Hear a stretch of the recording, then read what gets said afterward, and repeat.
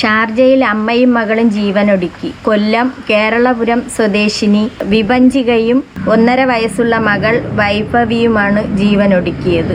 കോട്ടയം സ്വദേശി നിതീഷാണ് ഭർത്താവ്. ഇവർ ഷാർജയിലാണ് താമസം. അവർ കുടുംബത്തോടെ ഷാർജയിലാണ് താമസിക്കുന്നത്. ഭർത്താവ്, അച്ഛൻ, സഹോദരി എല്ലാം എണ്ണം. ഈ പെൺകുട്ടിയെ കല്യാണം കഴിഞ്ഞിട്ട് ഒരു മകളുണ്ട്. മകളെ പോലും ഒന്ന് സ്നേഹിക്കുകയോ ഈ നിതീഷ് ഒന്ന് സ്നേഹിക്കുകയോ ഒന്ന് എടുക്കുകയോ ചെയ്യില്ല. അസുഖം വന്നാൽ പോലും പറയുന്ന ഹോസ്പിറ്റലിൽ കൊണ്ടുപോകാൻ പറഞ്ഞ വേറെ ആരെങ്കിലും വിളിച്ചോണ്ട് പോ എന്ന് പറഞ്ഞുകൊണ്ട് എനിക്ക് വയ്യ എന്ന് പറഞ്ഞുകൊണ്ടാണ് കുട്ടിയെടുത്ത് ദൂരോട്ട് ഇടുന്നത്. ഭാര്യരെടുത്ത് ഒരു സ്നേഹവും ഇല്ല. യവന് ഇഷ്ടം പോലെ സമ്പാദ്യമുണ്ട്. കുടുംബം അങ്ങനെയാണ്. യവന് ജോലി 5 ലക്ഷം രൂപയോളം മാസ വരുമാനമുണ്ടെന്നാണ് പറയുന്നത്. സാലറി ഉണ്ട്. എന്നിട്ട് ഈ ഭാര്യയ്ക്കും ജോലിയുണ്ട്. വിഭഞ്ചികയുടെ ശമ്പളത്തിൽ നിന്ന് പോലും യവൻ ഇങ്ങനെ എടുത്തോണ്ടിരിക്കും. പോരാഞ്ഞിട്ട് സഹോദരിയുടെ അടുത്ത് ചെന്നിട്ടും, സഹോദരി അവിടെയാണ് താമസിക്കുന്നത്, സഹോദരിയുടെ നിന്നും വാങ്ങിക്കും. അപ്പോഴീ ഭാര്യ ചോദിക്കും, ഇത്രയും ക്യാഷ് എന്തിനാണ് എന്ന് ചോദിക്കുമ്പോൾ അവന് വേറൊരു മറുപടിയും അതിൽ പറയാനില്ല. അതിനും പെൺകുട്ടിയെ എടുത്തിട്ട് ഒരുപാട് ഉപദ്രവിക്കുമായിരുന്നു. ഇത്രയും ക്യാഷ് എന്തിനാണ് എന്ന് ചോദിച്ചാൽ അവന് ഭയങ്കരമായ ആഡംബര ജീവിതമാണ്. അതുപോലെ കാറുകൾ, വലിയ വലിയ കാറുകളെന്നാണ് പറയണത്. സഞ്ചരിച്ച് ഇങ്ങനെ നടക്കും. 4-5 ദിവസം കൂടിയൊക്കെയാണ് വീട്ടിൽ വരുന്നത്. അതുമാത്രമല്ല, സഹോദരി ഈ സഹോദരനെ വിട്ടുകൊടുക്കൂല. വിഭഞ്ചികയ്ക്ക് ഒരു നേരം പോലും ഭർത്താവിനെ ഒന്ന് അടുത്തിരുന്ന് സ്നേഹിക്കാനോ ഒന്നിനും കിട്ടൂല. ഈ സഹോദരി വിട്ടുകൊടുക്കില്ല. അത്രയ്ക്ക് ക്രൂരമായ ഒരു സഹോദരിയായിരുന്നു വിനീഷിൻ്റെ സഹോദരി പറയുന്ന ഒരു വാക്കിനപ്പുറം വിനീഷ് അങ്ങോട്ടും ഇങ്ങോട്ടും ചലിക്കൂല. എല്ലാം സഹോദരി പറഞ്ഞു കൊടുക്കും. ഭാര്യയെ ഇന്നത് ചെയ്യണമെന്ന് പറഞ്ഞാൽ അതുപോലെ ചെയ്തിരിക്കും. അതുപോലെ വിഭഞ്ചികയെ ഒരുപാട് ഉപദ്രവിക്കുകയും മുഖത്തൊക്കെ അടിച്ചതിൻ്റെ പാടുകൾ, കയ്യിൽ. അവസാനം ഈ പെൺകുട്ടി സഹി കെട്ടാണ് ആത്മഹത്യ ചെയ്തത്. 7 മാസം ഗർഭിണിയായിരിക്കുമ്പോൾ പോലും ഫുഡ് കൊടുക്കുകയോ ഒന്നും ചെയ്തില്ല. യവന് ഭാര്യയെ വേണ്ട. ആണ്ടിലൊരിക്കൽ കയറി ഇങ്ങോട്ട് വരും. ആണ്ടിലൊരിക്കൽ വന്നിട്ട് ഭാര്യയും ഭർത്താവും എന്നുള്ള ഒരു സ്നേഹം പോലും ഈ പെൺകുട്ടിയോട് ഇല്ലായിരുന്നു. അഥവാ അങ്ങനെ ഉണ്ടെങ്കിൽ മദ്യപിച്ച് അവശയായ നിലയിലാണ് ഭാര്യയോട് സ്നേഹം കാണിക്കുന്നത്. സഹോദരി കൂടുതലും സഹോദരിയുടെ വീട്ടിൽ നിർത്തുകയും വിടൂല. ഭാര്യയുടെ അടുത്ത് വിടേയില്ല, പോവാൻ സമ്മതിക്കൂല. അങ്ങനെ അവസാനം വിഭഞ്ചിക പറയുമായിരുന്നു, ഒരു നേരമെങ്കിലും എൻ്റെ അടുത്ത് വിടുമെന്ന് സംസാരിക്കാനായിട്ട്. പക്ഷേ വിടൂല.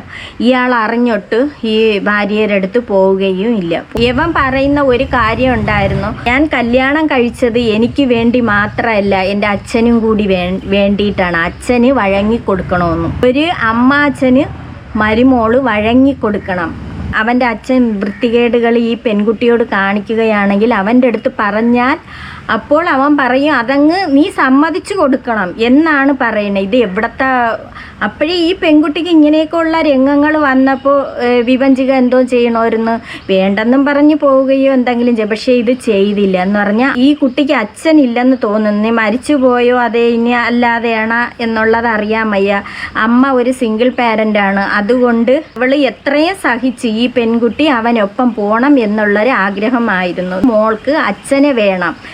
എന്നിട്ട് ഇയാൾക്ക് വേറെ അഫെയർ ഉണ്ടാഞ്ഞിട്ട് പോലും ഞാൻ എങ്ങനെയെങ്കിലും സഹിച്ച് എൻ്റെ മോൾക്ക് വേണ്ടി ജീവിക്കണം എന്നുള്ളത് വരെ ഈ പെൺകുട്ടി പറഞ്ഞു കൊടുത്തിട്ടും അവൻ അതനുസരിച്ചില്ല.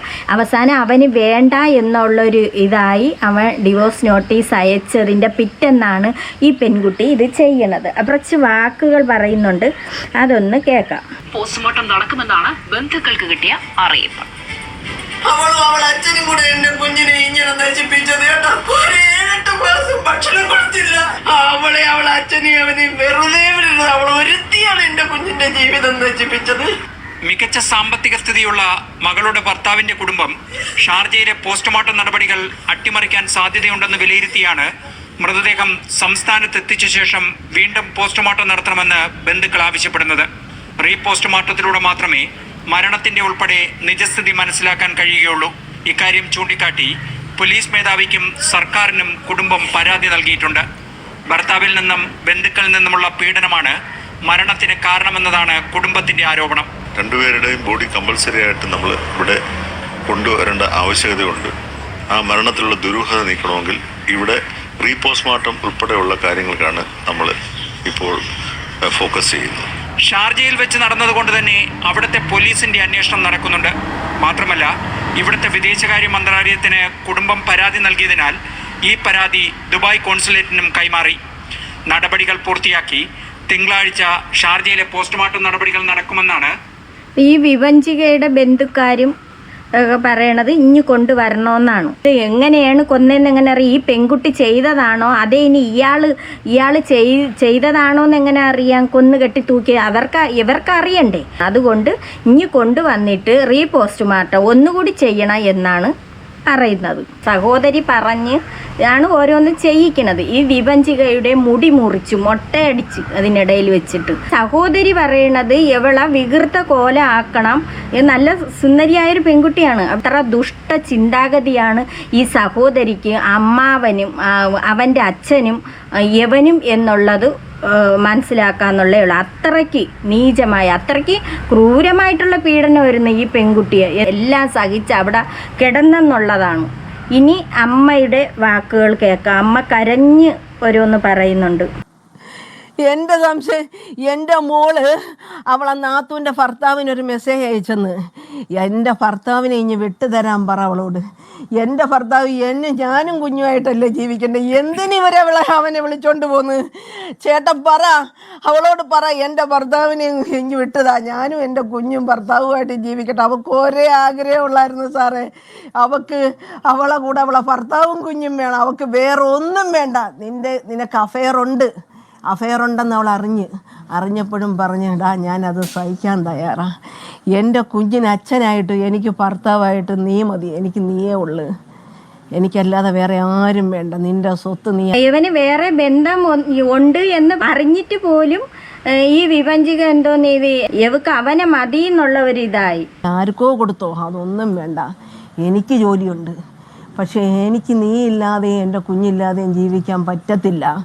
എനിക്ക് നീയും കുഞ്ഞും വേണം. എനിക്ക് നിന്നെയും കുഞ്ഞിനെയും മാത്രം മതിയെന്ന് അവൾ പറഞ്ഞ്, അവളോടും പറഞ്ഞ്, അവളെ ഭർത്താവിൻ്റെ ഇരിക്കുക എൻ്റെ മോള് കെഞ്ചി പറഞ്ഞ്, അവളെ നാത്തൂൻ്റെ ഭർത്താവിൻ്റെ ഇരിക്കുകയും പറഞ്ഞ്, എൻ്റെ ഭർത്താവിനെ ഒന്ന് വിട്ടതാ. എല്ലാത്തിനും നിങ്ങളെ ഭാര്യ അവനെയും കൊണ്ട് നടക്കുന്ന എന്താ? എനിക്ക് എൻ്റെ ഈ നാത്തൂൻ ഭയങ്കര ദുഷ്ടത്തിയാണ് കേട്ടാ. നാത്തൂൻ്റെ കാര്യമാണ് ഈ അമ്മ കരഞ്ഞ് പറയണ. എവളെയൊക്കെ ഈ ഭൂമിയിൽ ജീവിച്ചിരിക്കുന്നത് തന്നെ ഭൂമിക്ക് ഭാരമാണ്. ഭർത്താവിൻ്റെ കൂടെ ഒരു നേരമെങ്കിലും പോണ്ടേന്ന്. അതും ചെയ്തില്ലല്ലോ മോനെ, അതും ചെയ്തില്ലല്ലോ. എൻ്റെ മോളെ കൊന്നു കളഞ്ഞില്ലേ? എൻ്റെ മോളെ ഒരാഗ്രഹങ്ങൾ നടന്നോ? എൻ്റെ മോളെ അമ്മയെ കാണാൻ പറ്റിയോ? ഒന്നുമില്ല. ഇനി എന്തിനാ എൻ്റെ അമ്മയെ ഒരു ദുഃഖം അറിയിക്കല്ലേ? എൻ്റെ അമ്മയെ ഒരു ദുഃഖം അറിയിക്കാതെ എൻ്റെ മോള് സഹിച്ചു പോയി. എല്ലാവരെയും പോലെ ഞാൻ ഫേസ്ബുക്കിൽ കണ്ട് എൻ്റെ മോളെ മുടി മുറിച്ച്. അമ്മ ഫേസ്ബുക്കിലാണ് കണ്ടതെന്ന് മോളെ മുടി മുറിച്ചത്. ലാസ്റ്റാണ് ഇത് അറിയണത്.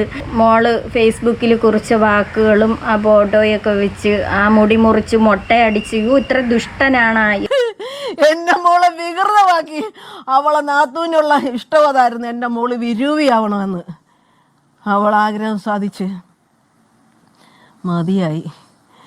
അവനെ വിടരുത്. എൻ്റെ മോക്ക് നീതി കിട്ടണം. അങ്ങേ അറ്റം വരെ, അങ്ങേ അറ്റത്തെ കോടതി വരെ, അങ്ങേ അറ്റത്തെ നിയമം വരെ.